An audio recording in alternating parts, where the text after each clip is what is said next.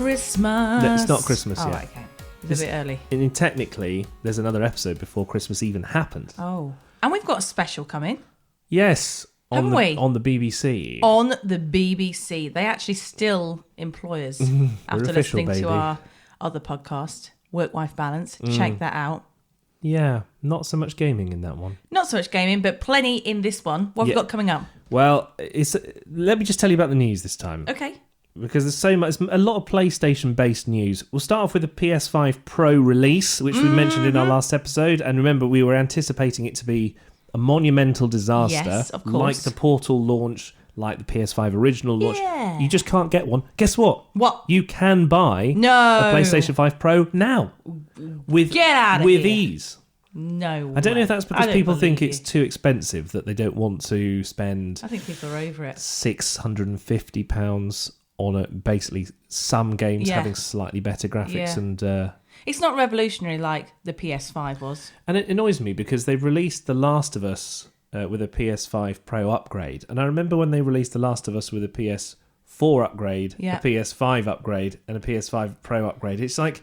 I need to move on with my gaming now. I need to play something else. I can't keep playing the enhanced versions of old games anymore. Yeah, it's time to move on. Yeah, I finished Fallout 4, by the way. Have you? Yeah. How long did that take you? 100 and something hours. Wow. Where did you find that with a kid? That's where you are. Travelling into work. That's where I find it. On the tube. Clever. On the Steam Deck. You use a Steam Deck, don't you? Oh, clever.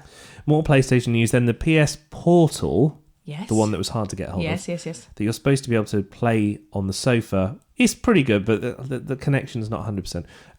It's had a cloud gaming update so that you can stream your games over the internet, not in the house.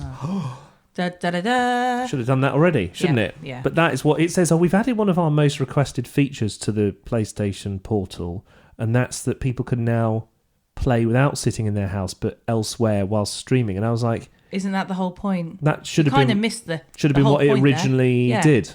So that's out now.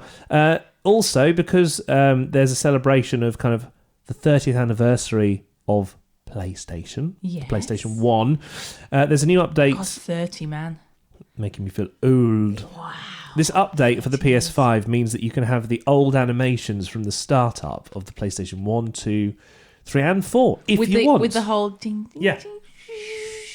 And again, probably should have just been available already. Probably. And also, I think it's a limited time feature. Well, just let that be available for the future. Yeah. You know, it says you can relive nostalgic moments with the original PlayStation 1 boot up screen and sounds. But only for a limited time only. But also, that's not really like, oh, that's really such a nice, about that, am I? nice nostalgic moment. That PlayStation 1 boot up screen. Yeah. The best thing about playing games was not the boot up screen. No. It was the games.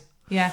There's a new streaming platform in a way for video games called the Ant Stream Arcade, where you can play lots of old Disney games. Oh, so it's like Disney Plus. Yeah, Lion King's on there. Aladdin. That was a good one. Disney Plus for games. It's available now on what the did you play, App Disney? Store. Bit of Toy Story. Toy Story, yeah. Bit of Lion King. Yeah, I played the same ones. 1,200 games on there. Wow. Although you do have to pay, but you know. How much is it? I don't know, I haven't got it yet. That's today's job. That's one of many. And finally, our favourite game, well, my favourite game, Sea of Stars, which is like a sort of Golden Sun, Pokemon, that kind of vibe of Game Boy game. It's got a co-op update. You can now play with 3 people. That's I love cool. a co-op update.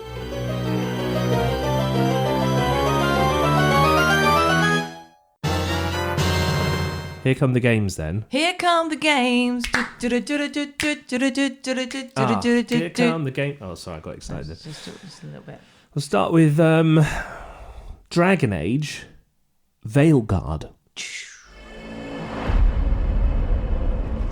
We've gotten word from the Wardens. Have they found Gillenade? Not yet, but they found something else worth killing. One of her blighted dragons. Rook, you made it. Good. Wouldn't miss it. We have unfinished business with that dragon. We've tracked it to a ruined tower nearby. That lair is a death trap. We need to lure her out to have any chance.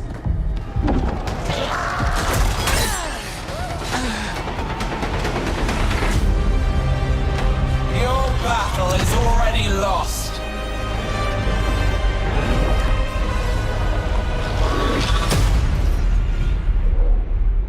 So this one had a last-minute change of name. It was going to be called Dragon Age, something like The Dark Wolf or something along those lines. Right. And it's really funny because there's lots of references to the Dreadwolf.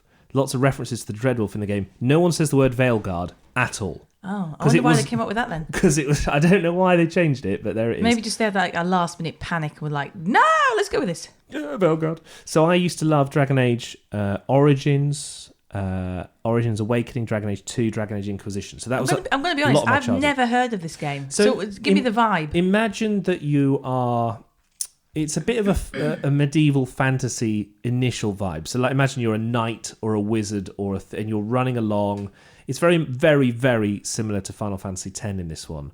There's lots of incredible futuristic fantasy backgrounds. There's a big castle with stones flying around it. Oh, right, okay. And then there's a beautiful forest with like purple leaves. It's giving me Zelda vibes. Yeah, it's more Final Fantasy X, but it's that idea. Yeah.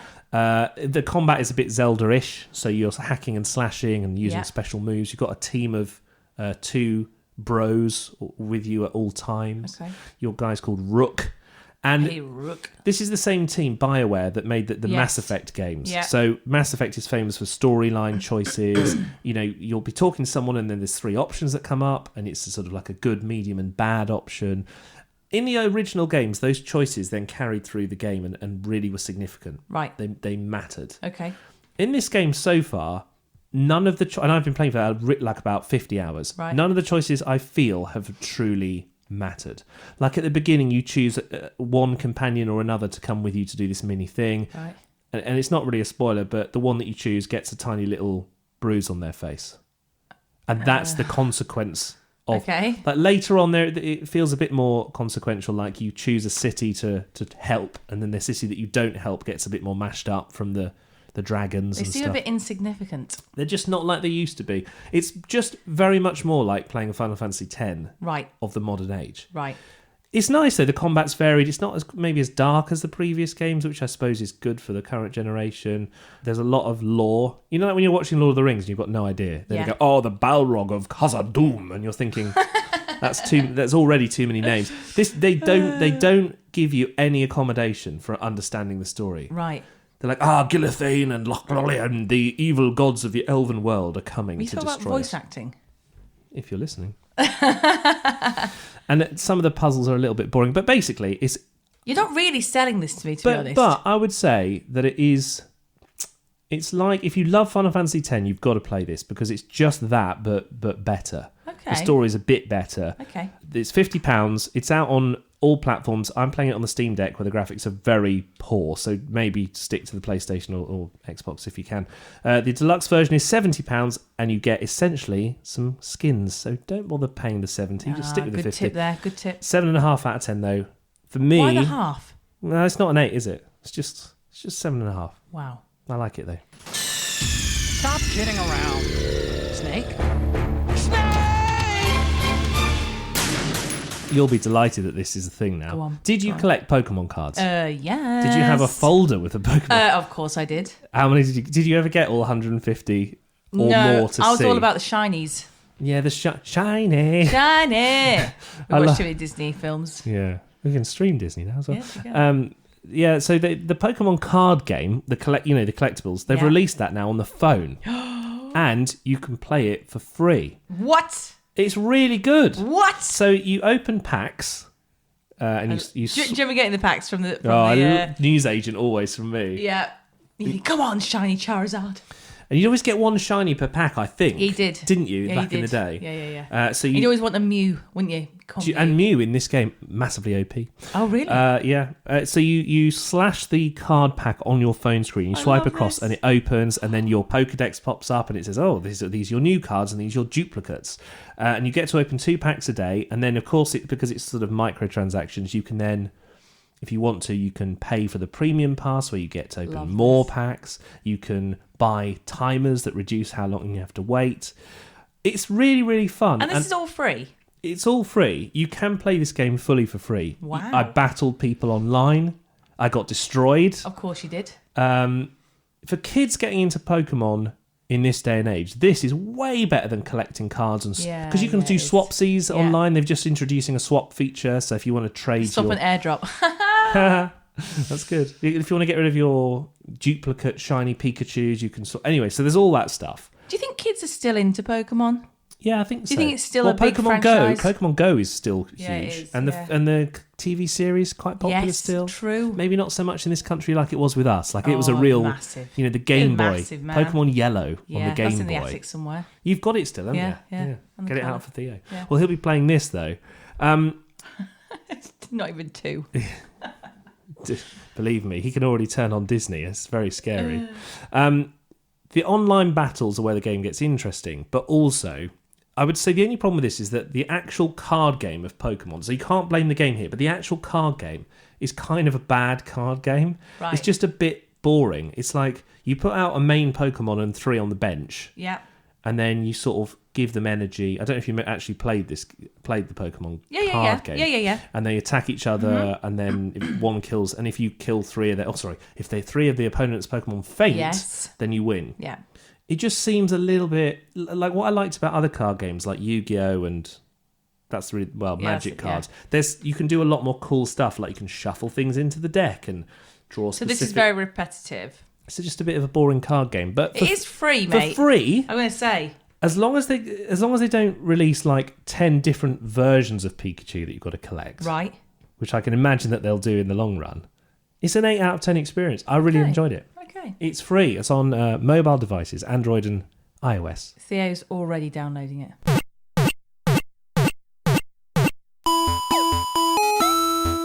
Now then, I better introduce this because you know nothing about football, do you? No.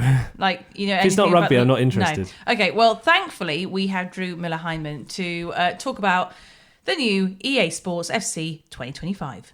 Another year means another edition of EA Sports' latest football title, now titled EAFC. 25 is out and I've had hands-on experience with it, and I must say I think the easiest way to break this down is into the good, the bad and the ugly. I'll start with the good because I have genuinely enjoyed playing the game this year.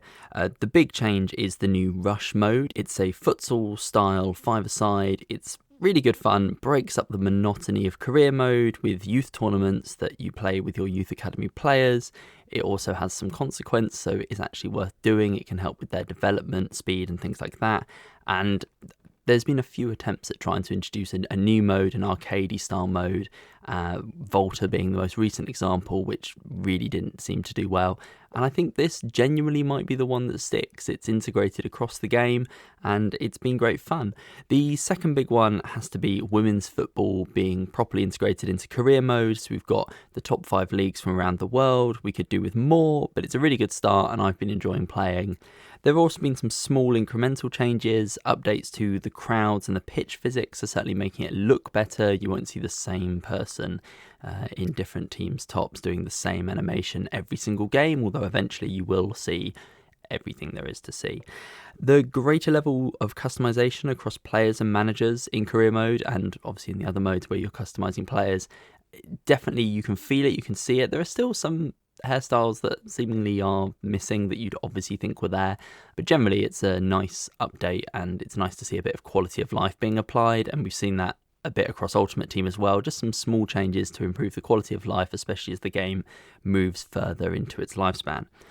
Move on to the bad. So things that I doubt will be fixed. Commentary, it's there every single year and I think it just gets on most people's nerves. It's often detached from the action that's happening on screen, and even if it is in with the action that's happening on screen, it's detached from the meta narrative going on. So for example, in career mode, I've had commentators announce that I've won the league as my players sink to the floor in despair as actually we have lost on the final day.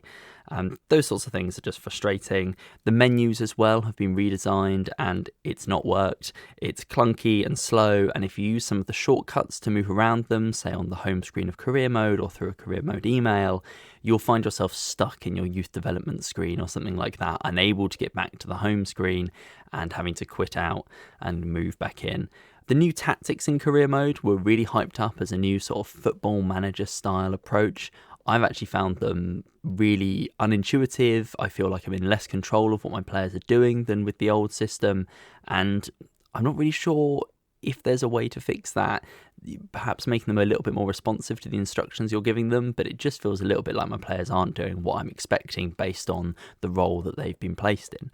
The ugly, these things are fixable, they are solvable, but we do see them pretty often and they can be frustrating. So the pace of the game, every single year a new EA football game comes out, it feels different to play initially, and that's because it's slower and more realistic, but the pressure from Ultimate Team players, which are the bigger fan base, they're also the big money maker for EA, eventually leads to the game being sped up over time. It creeps in over time, and eventually it just feels like last year's game, and that's happened what feels like even quicker this year because it already feels very similar to FC24.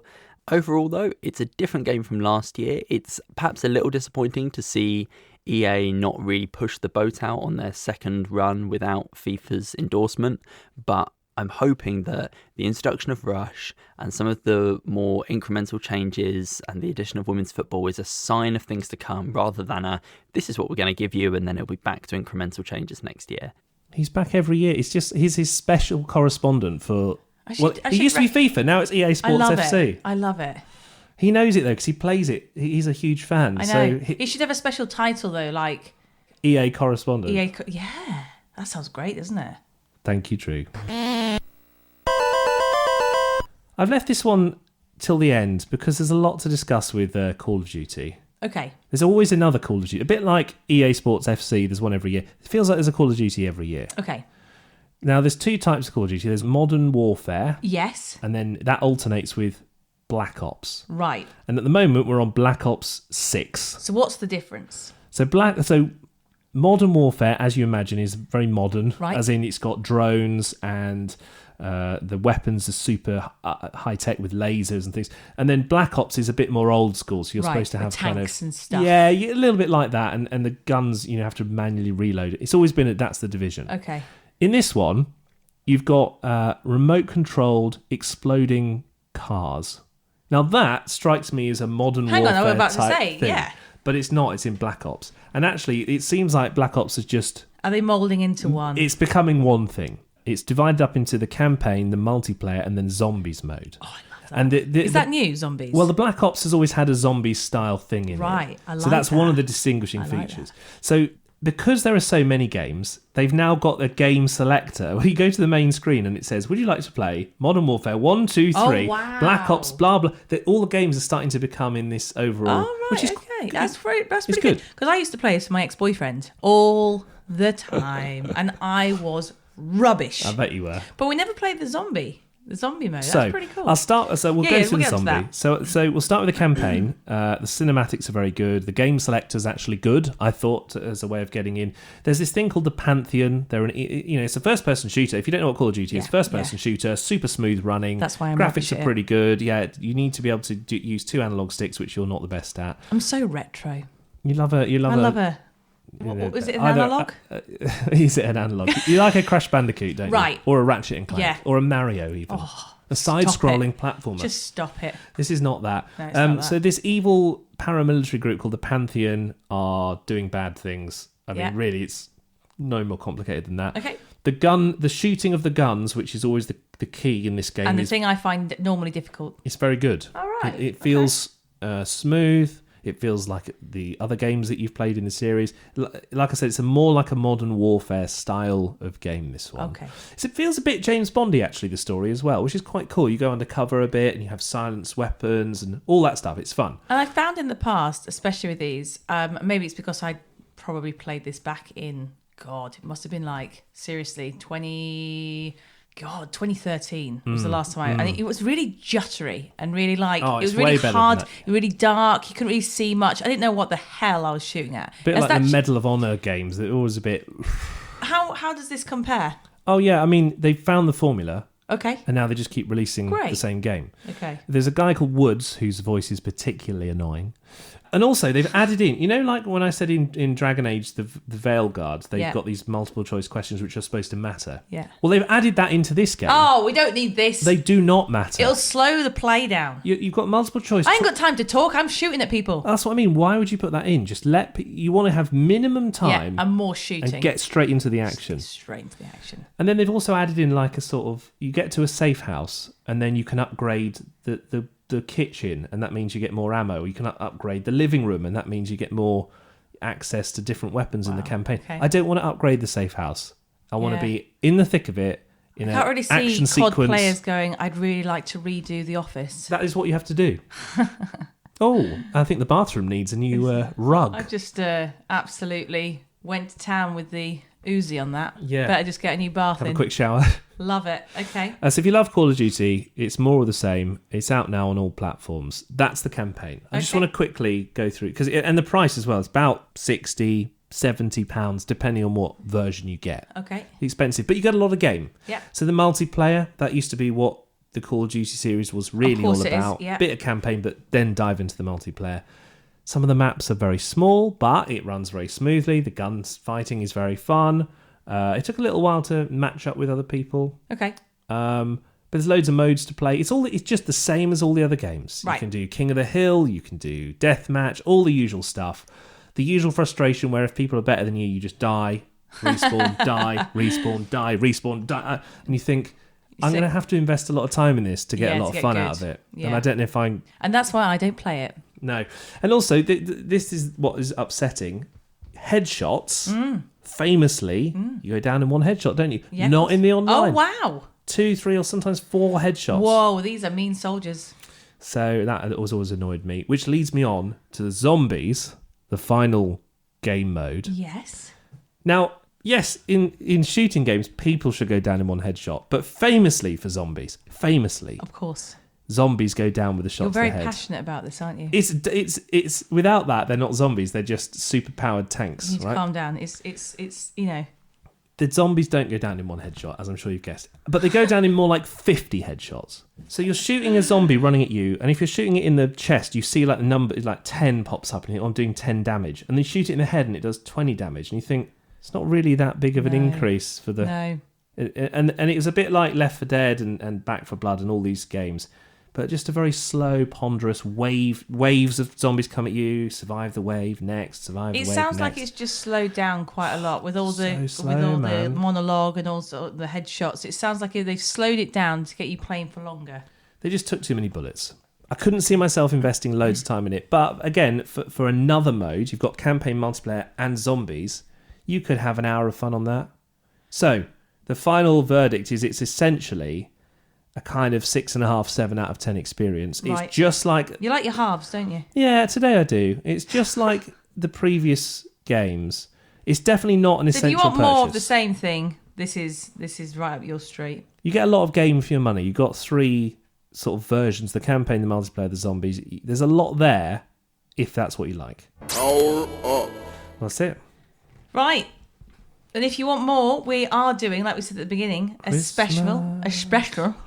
Listen out on 5 Live over Christmas. Yes. What we got coming up on that, Chris, do you know? Have you written anything yet? It's all in hand. Is it? Christmas special, isn't it? You know. Chris writes it all, I just turn up. Yeah. I prefer the... No, you normally are very good at... You normally get handed a game like Mario... I get the Luigi best bits. I get some free or games to play. I'm like, yep, that'd be great. Well, or Mario Luigi Jamboree. That was the other one you could have played. Or Silent Hill. You need to still do that. I do, yeah. Get on it. Lots to play. Anyway, that's us at Naked Gaming Pod. Well, I hope you have a good Christmas. We'll do one more episode for December. Well, it'll probably come out in January, knowing us. Bye.